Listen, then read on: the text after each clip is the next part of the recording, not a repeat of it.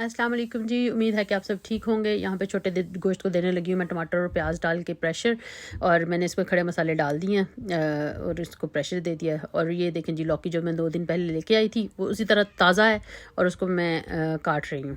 यहाँ पे उसको दूंगी बाद में प्रेशर उसी गोश्त में। जो जब गोश्त गल गया तो उसमें मैंने प्रेशर दे दिया। और यहाँ पे मैंने जिंजर गार्लिक का पेस्ट को भून के 1/2 टीस्पून ज़ीरा डाल के तो उसमें जो गोश्त बॉयल हुआ है उसको डाल दिया। अब इसमें मैंने 1 टीस्पून नमक, 1/2 टीस्पून सुरख मिर्च, 1/2 टीस्पून हल्दी और 1/2 टीस्पून ब्लैक पेपर डाल के उसको अच्छी तरह भून लिया और 2 चम्मच बाद में योगर्ट डाल दिया। जब गोश्त भुन गया तो उधर हमारी लौकी को भी प्रेशर आ गया तो उसको मैंने मिक्स कर दिया। अब ये दोनों जी अच्छे तरीके से मिक्स हो रही हैं और भुन रही हैं। तो यहाँ पे ये ऑलमोस्ट हाफ़ कुक हो गई हुई थी। तो फिर मैंने जी इसमें दूसरी तरफ मैंने रख दिया आटा गूँधने के लिए, कि मशीन में आटा इजी हो जाता है। एक तरफ आप खाना बना लेते हो, दूसरी तरफ आटा गूँध रहा होता है। तो यहाँ पे हमारी जो खाना था वो ऑलमोस्ट रेडी था, सालन। फिर मैंने उसमें 1/2 टीस्पून डाला गरम मसाला और थोड़ी सी यखनी मैंने कहा डाल के तो थोड़ी सी ग्रेवी कर ही लेती हूँ। बिल्कुल ही ड्राई सालन लग रहा था। तो फिर जी मैंने उसमें उसको डाल के रखा, 2 मिनट और मैंने पकने दिया। और फिर मैंने उसमें 1/2 टीस्पून डाली कसूरी मेथी। मैं अपने खानों में ज़ीरा और कसूरी मेथी ज़रूर डालती हूँ। और ये देखें जी, धनिया के साथ कितना कलरफुल सा सालन हो गया हमारा और बहुत मज़े का खाना बना मैंने। फिर जी मैंने बनाना है कपकेक्स बनाने हैं, तो उसके लिए मुझे वो लेने जाना था मक्खन। फिर जी मैंने वो लेने चली गई। वहाँ पे मैंने कहा चले आपको भी, छोटी सी मेरे घर के पीछे छोटी सी मार्केट है, मैंने कहा उसका भी विज़िट करा देती हूँ आपको। और फ्रूट्स लगे हुए हैं हर तरह के। और यहाँ से मैंने वो बनानी थी, फ्रूट चाट भी बनानी है। अक्सर शाम को मैं फ्रूट चाट बनाती हूँ, तो मैंने कहा सेब देख लेती हूँ। थोड़े से सेब लिए और फिर मैंने यहाँ से लिया मक्खन। और फिर मैंने लिया यहाँ से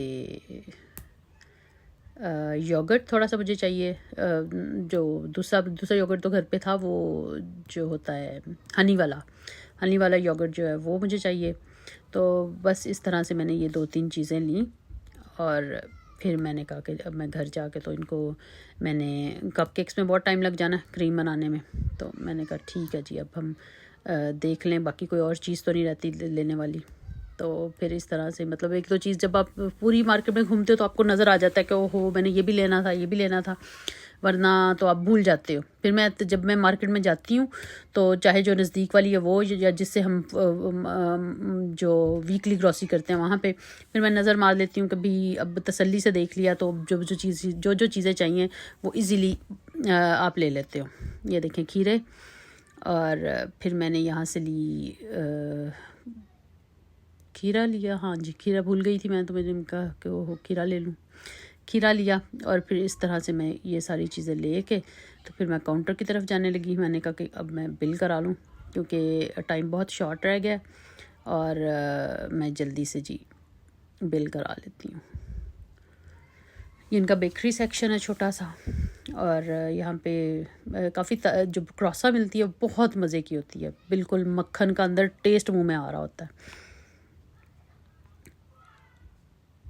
और यहाँ पे फिर मैं घर आके तो फिर मैंने कपकेक बनाने शुरू किए। उसमें मैंने डाले सबसे पहले 2 अंडे।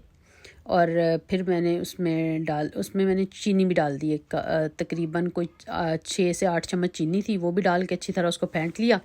और फिर मैंने इसमें तकरीबन कोई 4 के चम्मच डाल दिया ऑयल। और ये मैंने डाले हैं कुछ ड्रॉप्स वनीला एसेंस के। ये डाल के तो फिर मैंने इसको अच्छे तरीके से, मैंने बीटर नहीं लिया, मैंने इसी से हैंड विस्क लेके इसी से विस्क कर लिया।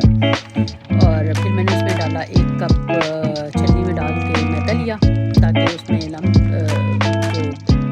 है वो ना बने। फिर मैंने अच्छे तरीके से इसको स्टेन कर लिया और उसमें 3 चम्मच कोको पाउडर डाल दिया उसके साथ ही। और फिर मैं इसको अच्छे तरीके से अब कर रही हूँ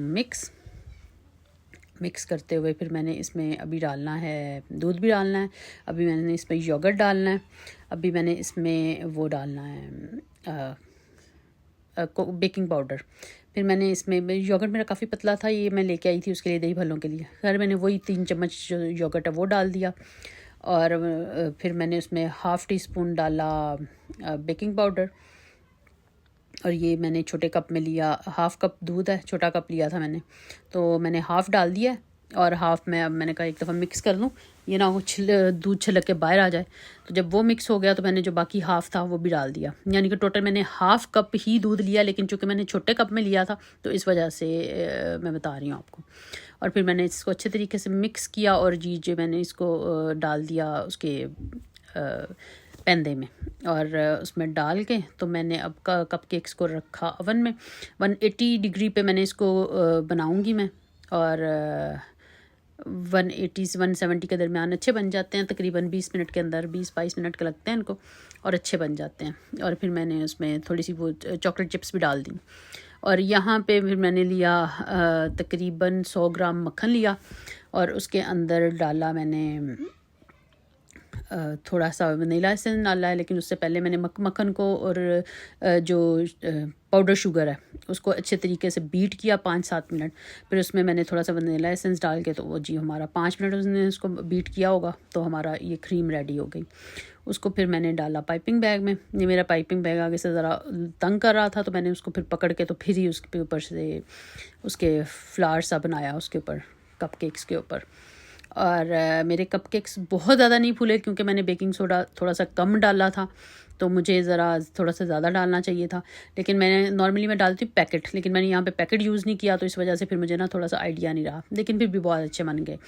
और फिर मैंने कपकेक्स को 9 कपकेक्स के ऊपर लग गया मेरा।